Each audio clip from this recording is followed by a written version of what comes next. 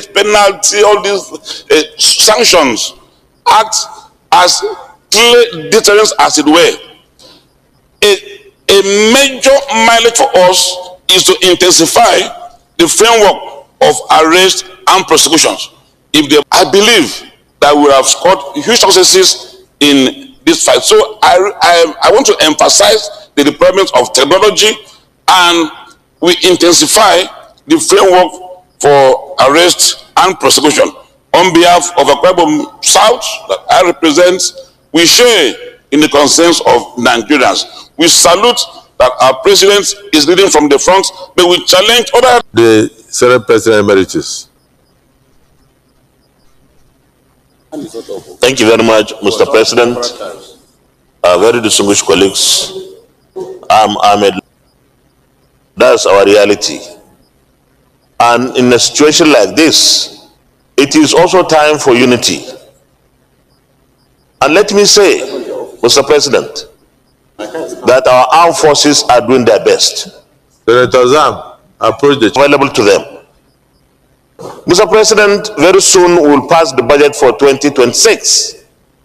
I will urge this Senate, and indeed the entire government, to ensure that we continue to improve on the resources available to our armed forces. And then we insist on value for money.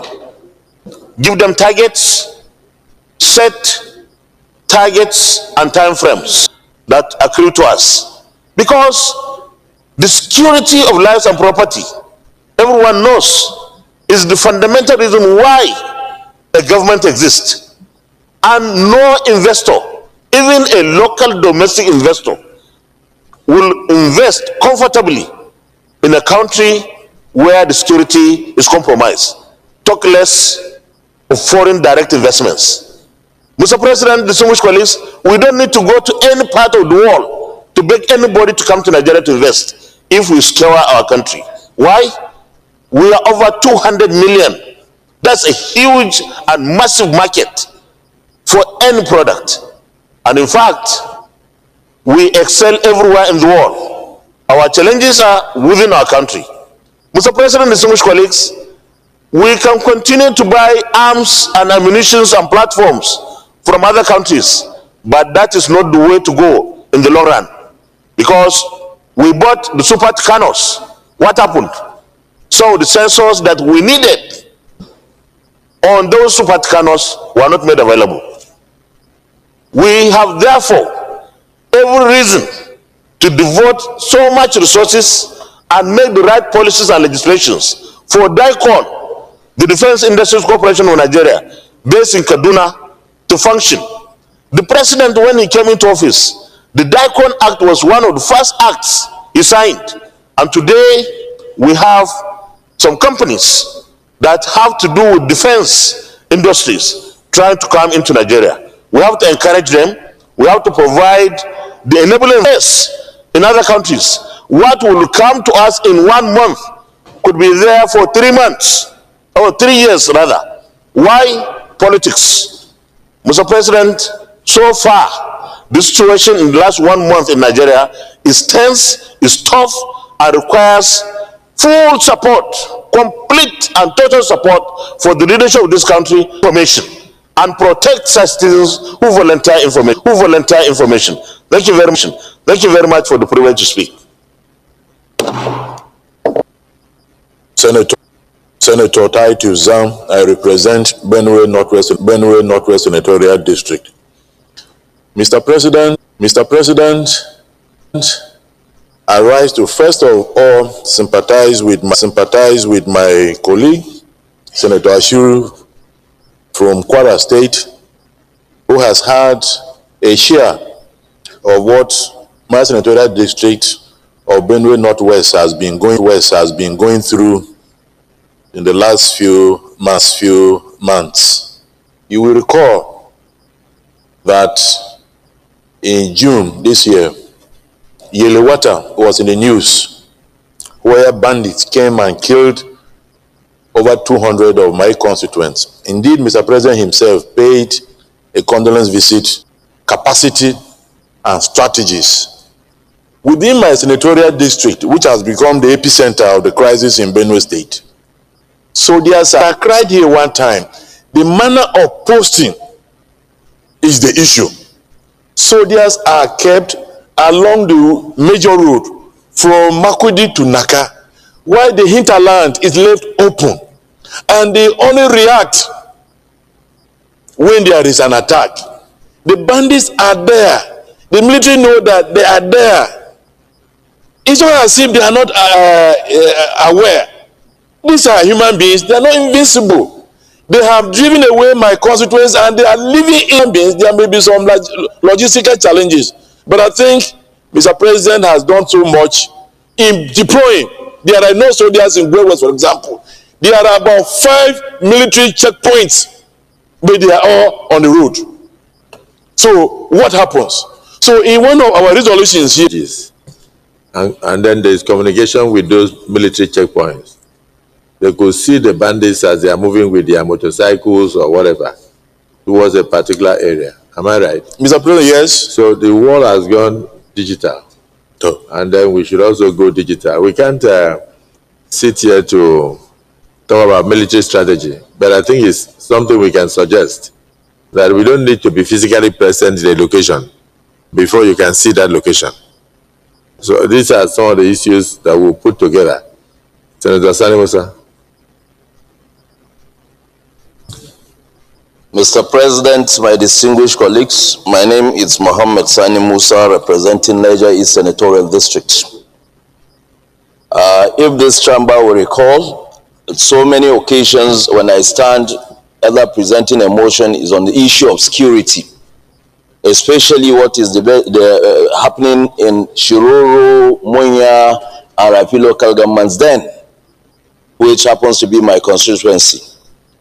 But today, almost all the local governments in Zone C, that is Niger North, have been afflicted with this serious issue of insecurity.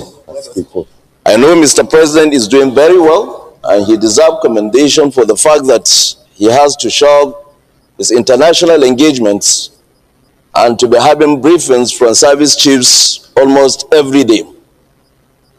But we must also help Mr. President. We also have to help the armed forces. If a kidnap is done today, where hundreds of kids are being taken, and then the same hundreds of kids are being negotiated upon to get their return, what we're supposed to do is to ask ourselves, who is the intermediary between those armed bandits and those that want these kids to be released? You want a solution. We know where the solution is, but we are not bold enough to face it. They use phones to call people to negotiate and even tell where these people will go to pick those guys, those children they have released. My colleague is talking about technology. If our armed forces don't have it, our security or intelligence agencies don't have it, then we are not yet serious about tackling security in this country. Because for every phone call, there's a coordinate. And these people are there sending messages, sending clips on social media, making our country a laughingstock. If we want to help Mr. President, it is not only Mr. President that will give directive. The Senate is a legislative chamber that will, whatever resolution we take here is binding. Why must we wait until President? Is it everybody that will go to the President and ask for order? We should give that order here. Who are the people negotiating? We grab those people first. and then let them tell us how they link. What is their link with these bandits? It should not be business as usual. Families are suffering. Some people are living in their comfort places, making phone calls with these bandits. Can't we identify them? We can identify them. How do we do it? The gadgets were bought for the National Security Advisor. The gadgets were bought for telecommunications. They will be able to tell us where all these people are. But we are here, we are sending them blames. It started from one local government. It started from Bono. In one local government. And today it's spreading everywhere. No state is a moon. I don't want to put politics in this thing. No politics. It's a reality. If I have my brother, my son, if he's doing this thing, he should be picked. The law should take its course. We are confusing him. We're supposed to help him. How did the funds originate? They will arrest 58 and release 58. No gunshots, no arrest, nothing. And then tomorrow we wake up to another banditry. Why should it be like that? Mr. President, it is on you as our leader to tackle this thing head on without any fear or favor. We will stand for you. We voted for you. We should not be here playing politics with the life of this country. We must own our responsibilities. Mr. President will direct, but we have to do our own to help him to navigate well. The United States of America have come up with an issue that there is insecurity in Nigeria. It's not for Mr. President to handle alone. The two chambers of the National Assembly are supposed to take this issue very seriously. We're supposed to be a legislature that will engage another legislature.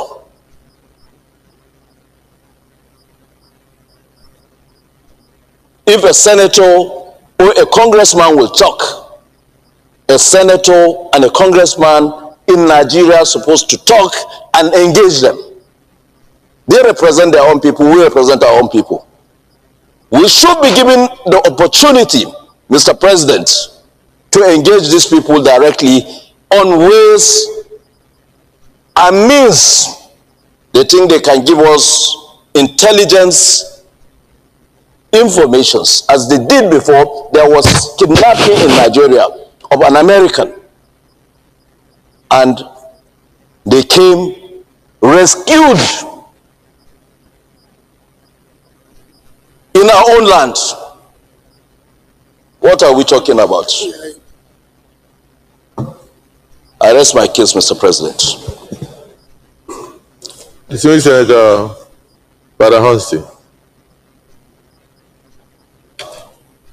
Mr. President, my distinguished colleagues, I think it is an hour of truth now.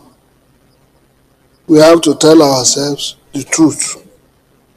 We will tell Mr. President the truth so that we are not going to be consumed. All.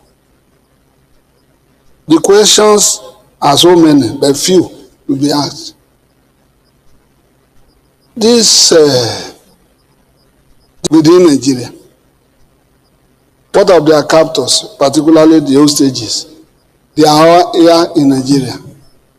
Then we are now talking of technology. Which technology? As a nation, we have a nation with full military power. That's what we call Nigeria, which all of us belong to. Then some tortured, wretched boys are now holding us to ransom. And we are saying